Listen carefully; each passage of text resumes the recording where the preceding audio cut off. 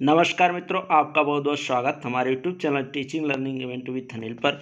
मित्रों, आज हम लोग सामान्य विज्ञान के प्रैक्टिस सेट को सॉल्व करेंगे जो आपकी एडेड जूनियर शिक्षक भर्ती परीक्षा के लिए बहुत ही महत्वपूर्ण है। तो पूरा वीडियो देखें। वीडियो अच्छा लगे तो लाइक, शेयर और चैनल को सब्सक्राइब अवश्य करें।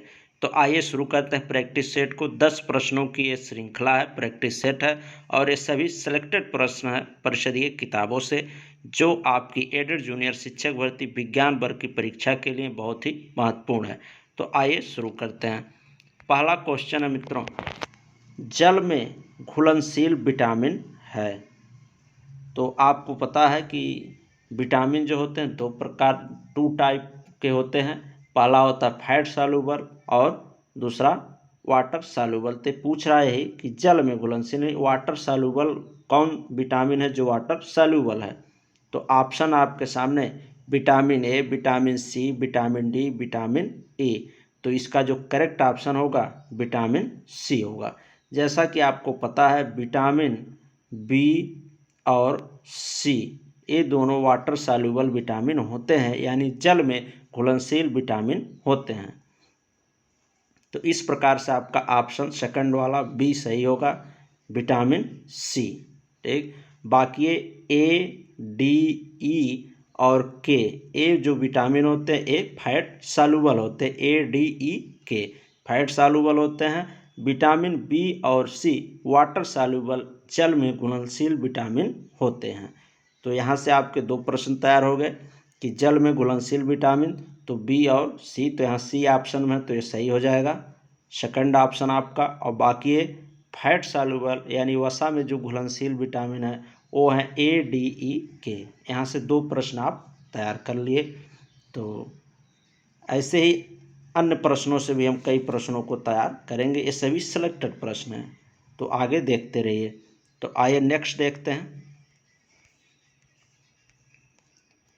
नेक्स्ट है मित्रों दूसरा, पर्णहरित क्लोरोफिल में कौन सा तत्व पाया जाता है।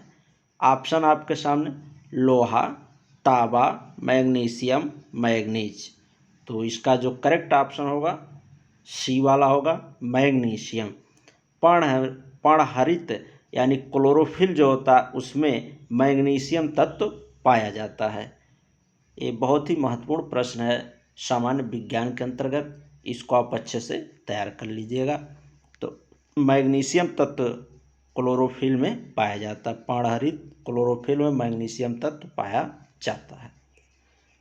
आपको वीडियो अच्छा लग रहा हो तो हमारे channel teaching learning event with Anil को सब्सक्राइब अवश्य करें। वीडियो अच्छा लग रहा हो तो लाइक करें, शेयर ज़्यादा से ज़्यादा साथियों के पास शेयर कर दें। जो भी एडेड जूनियर शिक्षक भर्ती परीक्षा से संबंधित तैयारी कर रहे हैं या किसी भी अन्य शिक्षक भर्ती पीआरटी परीक्षा की तैयारी करने वाले सभी के लिए महत्वपूर्ण है।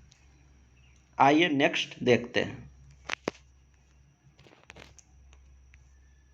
अगला प्रश्न है तीसरा, भारत का प्रथम परमाणु ऊर्जा केंद्र है। ऑप्शन है बार्क, तारापुर, नरोरा। तो इसका जो करेक्ट ऑप्शन है यह है आपका तारापुर। ठीक, भारत का प्रथम परमाणु ऊर्जा केंद्र तारापुर है। ठीक, 1969 में इसकी स्थापना की गई थी। ये ध्यान रखिएगा, 1969 में तारापुर परमाणु संयंत्र की स्थापना की गई थी। ठीक, और दूसरा आपका और अन्य प्रश्नों को भी देख लेते हैं। तो इसका जो करेक्ट ऑप्शन है कि भारत का प्रथम परमाणु ऊर्जा केंद्र तो 1969 में स्थापित किया गया तारापुर महाराष्ट्र में। ठीक, और भी अन्य प्रश्नों को देख लेते हैं। यहाँ पर बार्क का फुल फॉर्म पूछ लेता है परीक्षाओं में, तो बार्क का फुल फॉर्म होगा भाभा एटॉमिक रिसर्च सेंटर। ठीक, और ये भी ट्राम्बे मुंबई में स्थित है। और सी ऑप्शन को भी देख लेते हैं। यहाँ से भी एक प्रश्न आपका तैयार हो जाएगा कि नरौरा परमाणु संयंत्र कहाँ स्थित है, पूछा जाता है परीक्षा में। तो नरौरा परमाणु संयंत्र जो है या ऊर्जा केंद्र जो है ये बुलंदशहर, आपके यूपी के बुलंदशहर में स्थित है। ठीक, बुलंदशहर में स्थित है आपका नरौरा परमाणु संयंत्र केंद्र।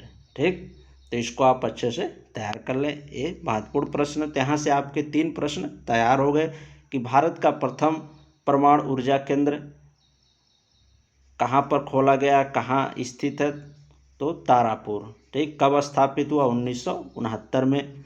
और नरौरा परमाणु ऊर्जा केंद्र कहाँ पर है, तो यूपी के बुलंदशहर में स्थित है। और बार्क का फुल फॉर्म क्या होता है, तो भाभा एटॉमिक रिसर्च सेंटर, और इसका भी मुख्यालय जो है ट्राम्बे, मुंबई में है।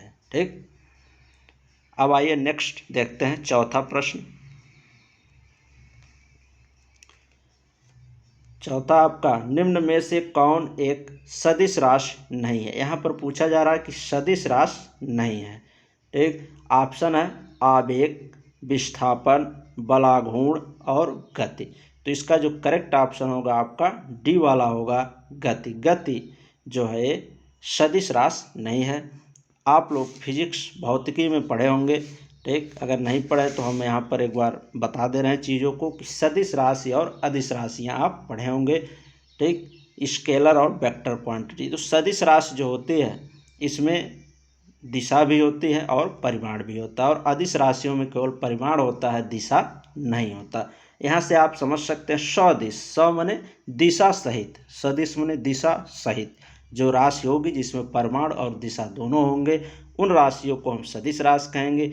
इसके अंतर्गत आपका वेग, विस्थापन और बलाघूर्ण तीनों आता है। इसका ट्रिक है एक, वह जितने में आएगा, वेग, संवेग, आवेग। ठीक। ये सभी सदिश राशियाँ होंगी। और यहाँ पर ये जो आपका गति है ये सदिश नहीं है, यही आपका करेक्ट ऑप्शन होगा। और बाकी आवेग, बलाघूर्ण, विस्थापन ये सभी सदिश राशियाँ हैं। ठीक। तो वह जिसमें आ जाए, ठीक, वेग, विस्थापन, बलाघूर्ण, आवेग, ये सब वह जिसमें आएगा वो सभी राशियाँ सदिश होती हैं। ये ध्यान दीजिएगा, ये पहचानने का ट्रिक है सदिश राशियों का। आइए नेक्स्ट देखते हैं आगे प्रश्नों को। ये सभी सिलेक्टेड प्रश्न आपकी परीक्षा के दृष्टि से, इसको अच्छे से आप तैयार कर लें। नेक्स्ट है 5वां, निम्नलिखित में से कौन सा पादप कीट भक्षी नहीं है। यहाँ पर कह रहा कीट भक्षी नहीं, यानी कीट का भोज्य पदार्थ के रूप में, भोजन के रूप में कौन सा ऐसा पादप है, पौधा है जो कीट भक्षी नहीं है, जो कीटों का भक्षण नहीं करता भोजन के रूप में। ठीक। कुछ पौधे जो होते हैं पादप कीट भक्षी होते हैं, जिनका भोजन कीट पतंगे होते हैं, कीटों का वो भक्षण करते हैं। तो यहाँ पे पूछा जा रहा कि कौन सा पादप है जो कीट भक्षी नहीं है।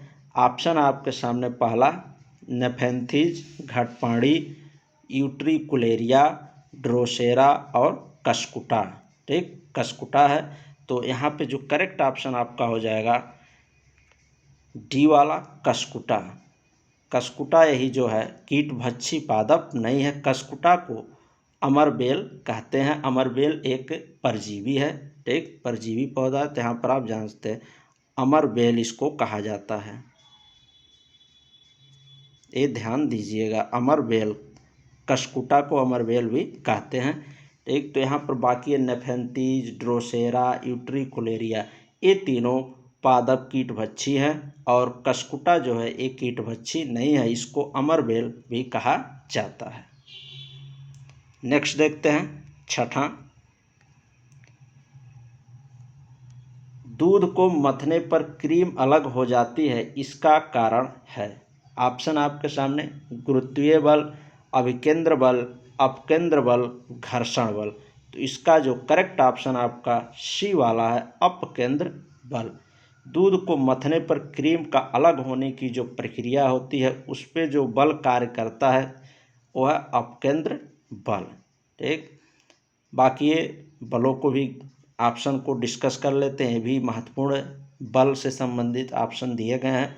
तो इसका जो करेक्ट ऑप्शन अपकेंद्र बल होगा। बाकी और भी जान लेते हैं। जैसे आपका है गुरुत्वीय बल, ये कहाँ कार्य करता है, तो जब कोई वस्तु ऊपर से हमारी पृथ्वी पर गिरती है तो गुरुत्वीय बल काम करता है। और घर्षण बल, तो घर्षण बल दो सतहों के बीच में लगने वाला एक बल है। ठीक।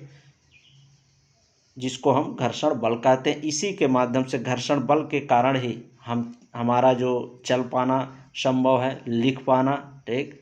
घर्षण बल काम करते हैं, इसलिए हम आसानी से चल सकते हैं और लिख भी सकते हैं। अगला है अभिकेंद्र बल। तो अभिकेंद्र बल जो होता है, जैसे कोई वस्तु है जब वृत्ताकार मार्ग को तय करती है तो उस पर एक बल कार्य करता है केंद्र की ओर, उसी को अभिकेंद्र बल कहते हैं। जैसे जब कोई मोड़ पड़ता है उस पर अगर कार आप मोड़ते हैं, साइकिल आप मोड़ते हैं, तो ये सभी अभिकेंद्र बल के उदाहरण हैं। वहाँ पे अभिकेंद्र बल कार्य करता है। आइए नेक्स्ट देखते हैं।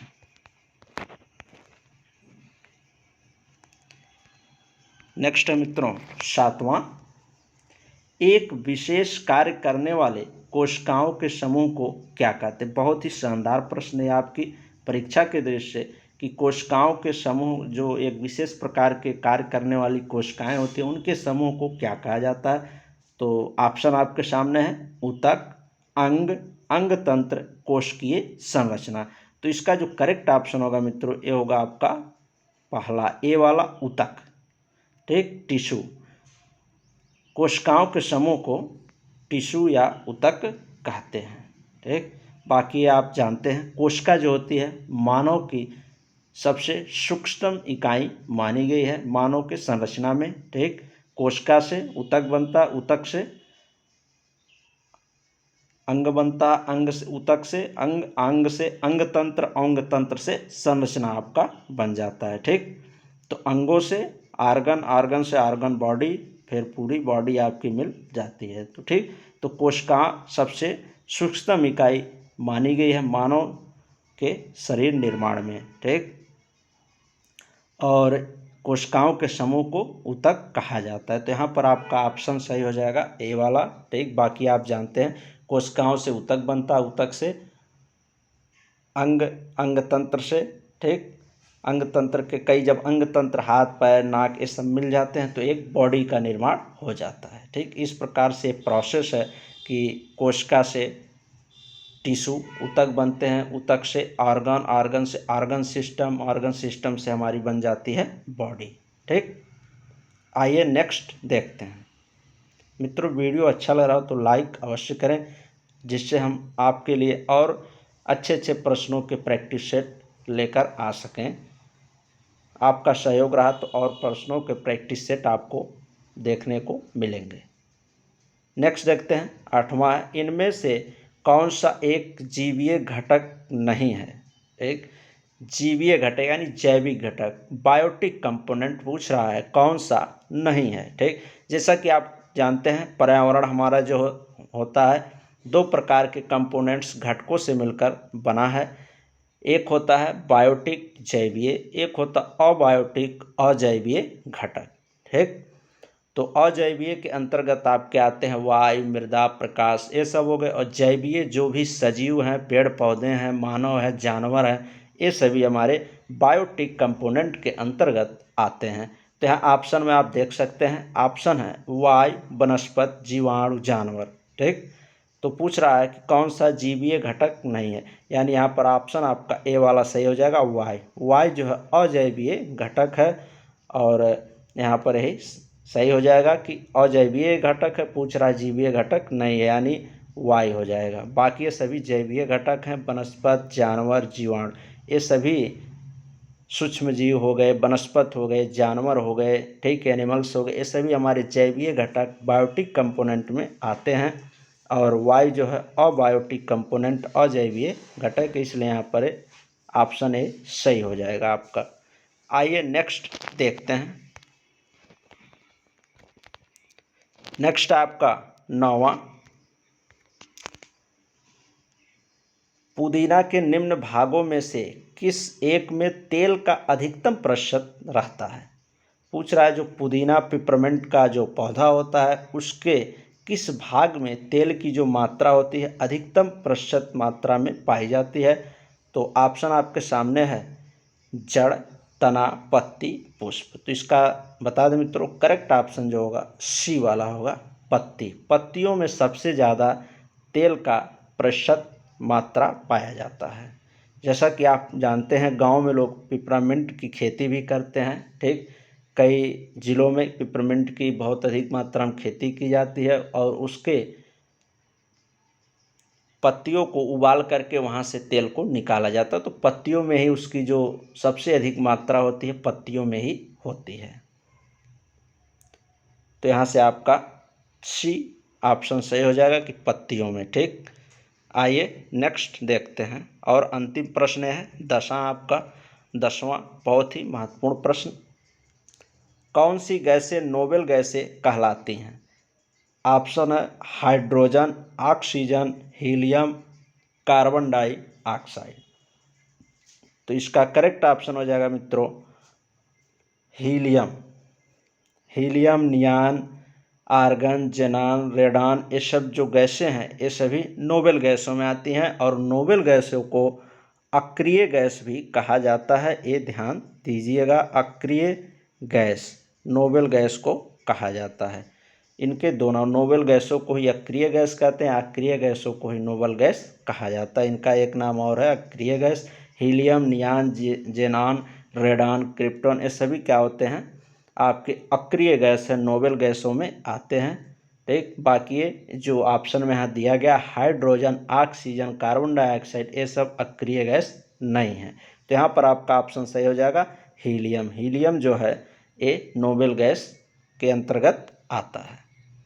तो मित्रों वीडियो अच्छा लगा हो तो आप ज़्यादा से ज़्यादा साथियों के पास शेयर करें, वीडियो को लाइक कर दें और चैनल को सब्सक्राइब अवश्य करें ऐसे ही प्रैक्टिस सेट को प्राप्त करने के लिए। तो मिलते हैं मित्रों नेक्स्ट वीडियो में और भी अच्छे अच्छे प्रश्नों के प्रैक्टिस सेट के साथ। ये पहला प्रैक्टिस सेट है सामान्य विज्ञान का। आपको सामान्य ज्ञान का भी हमारे यूट्यूब चैनल पर प्रैक्टिस सेट अवेलेबल कराए जा रहे हैं। आप प्लेलिस्ट में जाइए, वहाँ से आपको मिल जाएगा। तो ये सामान्य विज्ञान का प्रैक्टिस सेट पहला था और दूसरा प्रैक्टिस सेट नेक्स्ट डे आपको मिलेगा। ठीक मित्रों, धन्यवाद। मिलते हैं नेक्स्ट प्रैक्टिस सेट के साथ।